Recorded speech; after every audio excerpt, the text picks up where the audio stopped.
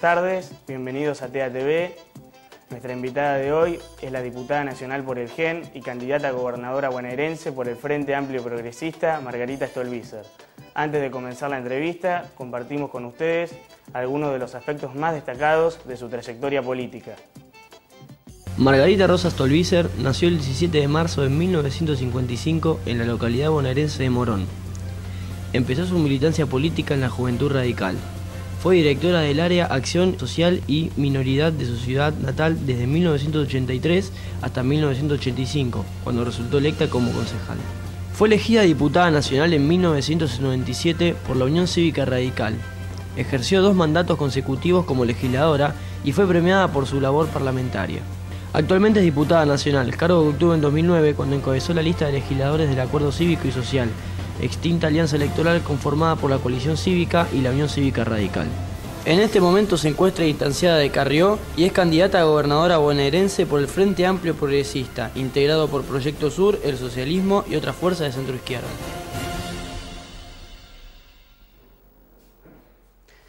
Buenas tardes, Margarita. Finalmente, el socialismo y el GEN presentaron sus alianzas separados de Proyecto Sur. ¿Ya la ruptura es definitiva o hay posibilidad de una vuelta atrás? No, nosotros seguimos, lo que se hizo en el día de ayer fue inscribir alianzas. Nosotros tenemos como alianza nacional y como base de esa alianza los 2 partidos nacionales que son el GEN y el Partido Socialista, y hay otros partidos que adhieren y que pertenecían al Proyecto Sur, concretamente Unidad Popular de Víctor de Genaro y Claudio Lozano, Libres del Sur de Tumín y de Victoria Adonda. Los otros partidos son como adherentes.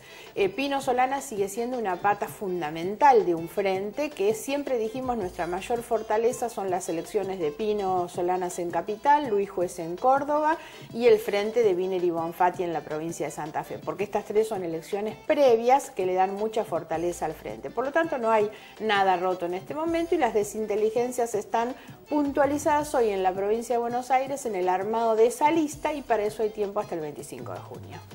Pero Pino Solanas, luego de que usted lanzó su candidatura, dijo que su candidatura a gobernadora de la provincia de Buenos Aires no estaba confirmada.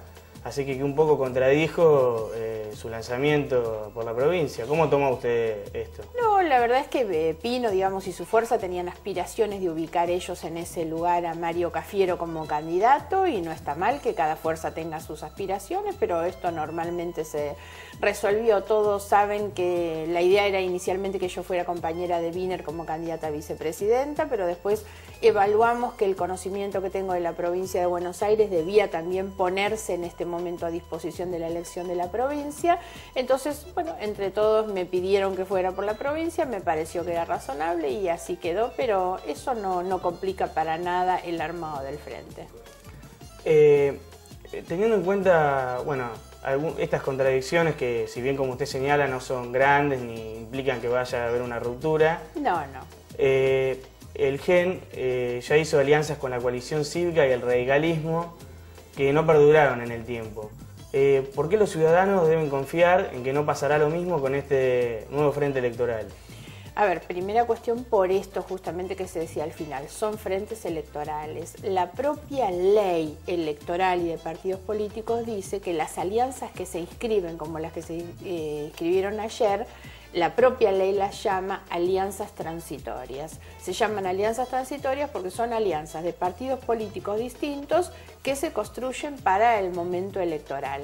Nuestra intención es que esto tenga perdurabilidad en el tiempo, pero también hay que entender que son muchos los partidos que lo integran. A veces esos partidos hasta pierden ellos mismos sus personerías, hay partidos que toman otro destino, pero me parece que lo importante es que cuando uno hace una propuesta, el acuerdo de partidos políticos distintos se sostiene en un programa de gobierno que es a lo que uno se compromete, obviamente. Nosotros trabajábamos conjuntamente con Wiener para sostener aquel viejo frente, fundamentalmente con el radicalismo, y el radicalismo toma la decisión de ir en búsqueda de una coalición distinta con Francisco de Narváez. Eso es lo que termina rompiendo la base que nosotros teníamos de nuestro frente, pero seguimos todos los otros partidos que, insisto, son muchos, algunos con más desarrollo, con más gente, otros menos, pero la verdad es que es un frente integrado por varios partidos políticos. ¿Cree que el radicalismo con su alianza con de Narváez se volcó hacia la derecha? En realidad, la verdad es que hasta me cuesta plantearlo porque el radicalismo es un partido de principios, de valores y de ideas que siempre han sostenido los ideales de la centroizquierda, de la socialdemocracia, pero obviamente que aún en términos simbólicos, y aunque esto no lo diga su programa, compartir listas con un candidato que claramente expresa los valores y las ideas de la centroderecha, obviamente que el radicalismo ha cedido en esos términos el armado de una coalición que busca más y apunta más a buscar ese voto. ¿Cree que los planes sociales implementados por el gobierno, como la asignación universal por hijo y Argentina Trabaja, deben continuar? Sí, claro, sobre todo en la asignación universal por hijo. Nosotros hemos planteado desde hace mucho tiempo que es necesario salir de las políticas sociales focalizadas para ir hacia una asignación universal, en el cual la importancia que esto tiene es que quien recibe no recibe por su condición de pobre, recibe como un ciudadano que tiene derechos y que el Estado le asigna justamente esa cantidad de recursos a todos los chicos que nacen, estén en un hogar pudiente o no lo estén. Eso es lo que implica un principio de igualdad, donde todos tienen esa asignación como base. Por lo tanto, nos parece que es bueno. Sí hay que tratar, porque una queja nuestra es que esa asignación fue dispuesta por un decreto y nosotros entendemos que tiene que ser por una ley para que esto le dé estabilidad en el tiempo, y hay que tratar de no atarla a recursos que son inestables. Tiene que formar parte de los recursos del presupuesto para asegurar su perdurabilidad en el tiempo. Esta es la tercera vez que usted se presenta como candidata a gobernadora bonaerense. ¿Qué política cree que debería aplicarse para solucionar el problema de la inseguridad en la provincia de Buenos Aires? Bueno, lamentablemente yo voy a ser por tercera vez candidata y lo cierto es que la situación en la provincia, que hace más de 20 años que es gobernada por el mismo partido político, no solamente no mejoró, sino que empeoró. Hoy tenemos, tal vez a veces no se advierten las tasas de criminalidad, sino en la violencia que hoy tienen los crímenes. Entonces es muy importante tener políticas que disminuyan la violencia que hoy acompaña un crimen. ¿Qué es lo que estoy diciendo? Antes el robo era en las casas que estaban desocupadas. Hoy el ejercicio de la violencia sobre la persona que ingresa a la casa forma parte justamente de la mecánica del delito. Lamentablemente se ha demostrado que tenemos falta de políticas ineficientes y que además se confunde pensando que la inseguridad se resuelve con más policías o con más penas. Ese es un error conceptual importante. Lo que hay que tener es un plan absolutamente integral que signifique, uno pone todo el gobierno y todos sus ministerios a disposición de resolver eso como problema central. ¿Esto qué quiere decir? Que el problema de seguridad también se debe atacar desde las políticas sociales. Si tenemos políticas en las cuales los chicos coman todos los días en sus casas, sus padres tengan trabajo, va a disminuir muchísimo el problema de la inseguridad. La educación. Hoy tenemos una educación en la provincia de Buenos Aires que es expulsiva de los chicos. La edad promedio que los chicos abandonan la escuela es 14 años. Entonces el problema es que cuando un chico de 14 años abandona la escuela para no trabajar ni estudiar, ese chico ingresa en el mundo de la droga y del delito. La droga es un elemento central justamente en la incorporación de la violencia como parte del delito. Entonces hay que tener una lucha mucho más eficaz en el combate, no hacia el pequeño consumidor, sino hacia las grandes organizaciones del delito complejo, que son fundamentalmente las del narcotráfico. ¿Está a favor de la despenalización de la marihuana para consumo personal? Estoy a favor no de despenalización de la marihuana, sino de despenalización del consumo de marihuana, claro, del uso personal. Por supuesto, primero que nada, porque el mantener esa penalización es lisa y llanamente inconstitucional. Esto no porque lo diga yo o lo diga algún académico del derecho. La Corte Suprema de Justicia de la Nación ya se expidió y dijo que no se puede penalizar el consumo porque eso afecta a la libertad de las personas. Y lo que no se puede es poner pena donde debería haber tratamiento. Lo que se debe hacer con un adicto, con una persona que consume, es tener un tratamiento porque estamos frente a un problema de salud, no como se quiere plantear a veces como un problema de seguridad. Y además, el mantener esos niveles de penalización y restricción, lo único que hace es subirle el precio y por eso tenemos que el narcotráfico mueve sumas tan pero tan grandes. Si uno empieza a disminuir el precio, si tiene una política de ataque a lo que se llama el lavado de dinero, que es donde se esconden los recursos que vienen del narcotráfico, sin duda que se disminuiría la cantidad de droga que se consume. Con respecto a una problemática que hay a nivel nacional, que es la inflación, ¿qué medidas económicas cree que deberían aplicarse para disminuirla? Primera cuestión es reconocerla. En realidad el gran problema que hemos tenido durante todo este tiempo es que estamos frente a un gobierno con una inflación alta que no la reconoce, a tal punto que se han adulterado las estadísticas confiables del propio Instituto de Estadísticas y Censos. Entonces la verdad es que es imposible tener una política si uno no empieza reconociendo que tiene inflación. Fíjense que estamos en una situación primero de amenaza, de ataque y hoy de presión sobre las empresas consultoras que han terminado dando índices privados.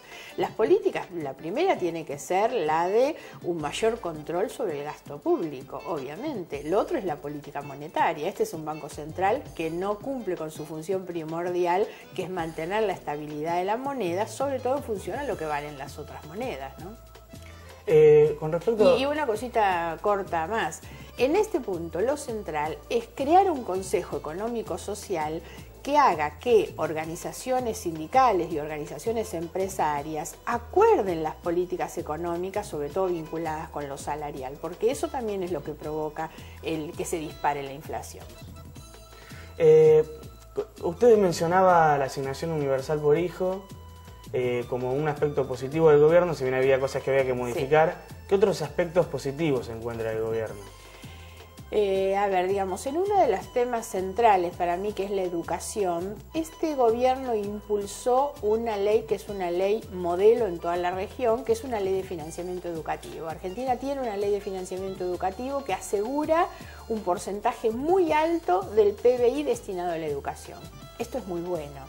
El problema es que hoy tenemos una cantidad de recursos que van a parar a la educación en sus distintos niveles. El problema es que tenemos muy malos resultados. Quiere decir que no hay indicadores de monitoreo sobre cómo se invierten esos recursos. Es buena la ley, es una buena medida, como ha sido bueno crear un Ministerio de Ciencia y Técnica y el presupuesto que se le ha dado al área de la ciencia y de la técnica, que hoy nos permite tener en estos días participación muy directa en un satélite que se acaba de lanzar al mundo y es construido exclusivamente en la Argentina. Entonces esas son áreas muy importantes. El problema tiene que ver sobre todo con la educación en los sectores más pobres, que no rinde los resultados que debería rendir.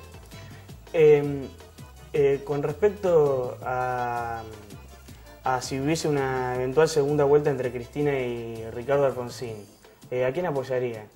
Imposible decir eso a esta altura. Primero porque nosotros creemos que la segunda vuelta vamos nosotros, la verdad. Creo que puesto Wiener en la cancha es el candidato más serio, más transparente y que permite mostrar y contraponer una experiencia de gestión de su gobierno en Santa Fe con lo que son otras provincias, con lo que es la nación o con la no gestión que es Ricardo Alfonsín. Entonces nosotros, y esto sumado a las buenas elecciones que vamos a hacer en Capital, Córdoba, Santa Fe y Buenos Aires, la verdad es que tenemos mucho elemento hoy para decir si alguien llega a la segunda vuelta vamos a ser nosotros. ¿A qué sector político cree que Wiener con su presentación le sacaría más sufragios? Hoy creo que le saca obviamente al radicalismo, porque el radicalismo reniega, digamos, no solo es a favor de Wiener, sino que reniega de los acuerdos que el radicalismo ha hecho con González Fraga y con Francisco de Narváez, entonces ahí obviamente que hay una cantidad de votos, pero también creo que nuestra opción con Wiener es la única que está en condiciones de debilitar al gobierno, porque somos los únicos que podemos competir y que queremos hacerlo desde un discurso clara y honestamente progresista, para que el gobierno no se apropie de banderas que después termina bastardeando durante la gestión. Y entonces no hay que ponerse en la vereda enfrente